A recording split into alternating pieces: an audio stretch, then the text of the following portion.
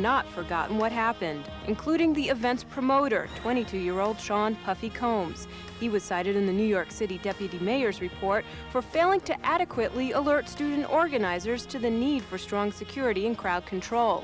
Since then, Combs has maintained a low profile in the press, which he feels has wrongly portrayed him. I'm famous for like the kid in their minds who threw the tragic City College, and that's kind of hard for me sometimes to live with. In the first couple of days when it happened, there was nobody to really answer for what was going on, you know what I'm saying? So I think the media and everybody was trying to figure out why this happened. Like, people are tired, especially amongst black people. They're tired of seeing us kill each other, us go through just the situations where lack of love for our race and for ourselves. Rapper heavyD, who's managed by Combs and co-hosted the ill-fated event, says that Combs is a good kid who deserves all the success he's achieved in '92, despite its dismal beginning. Recently, Combs was promoted to Vice President of Artist Development at Uptown Records, started his own record label, and is the creator and executive producer behind some of R&B's top acts. Father MC. Puffy, responsible for that. MaryJBlige. Holy Puffy. Nobody wanted to take a chance on me. Nobody wanted to help me. You know, and it wasn't like I was pressed or begging anyone for help, but Puffy volunteered. He wanted to help me. Above entitled action, finding defendant Calvin Brodus not guilty of the crime of murder in the first degree. What was going through your mind at the time that the jury was reading the verdict? I left it in God's hand. That's why I looked so stone-faced.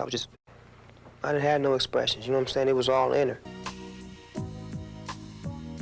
What do you think you're most known for? Your acting, your music, or the controversy that surrounds you? My big mouth.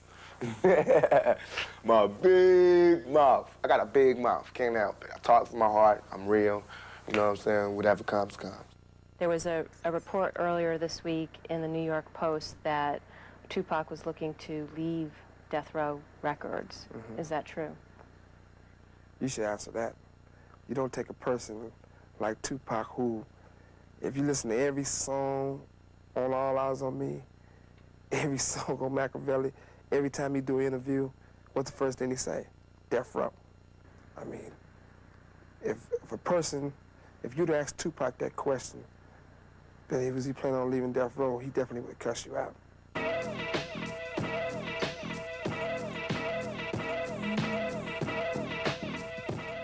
Family, friends, and fans of Biggie Smalls are here. This is the type of event that's history, not only in hip-hop, but to this neighborhood, Fort Greene.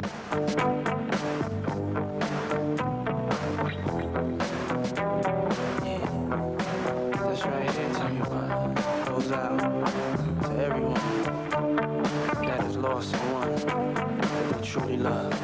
For the Biggie Smalls tribute song, Sean Puffy Combs says he found inspiration in the '80s hit single for The Police, Every Breath You Take. It was like 2 weeks after the death of Biggie. I was just, watching MTV, just being in the house, and that song came on, and it just made me feel a certain way. In the world of rap music, especially today, that when you sample a song, you have to get clearance for it. So did you approach Sting and Yes. ask him for the song? Yes, Sting, he let us use the song. A&M Records, thank goodness, let us use the song.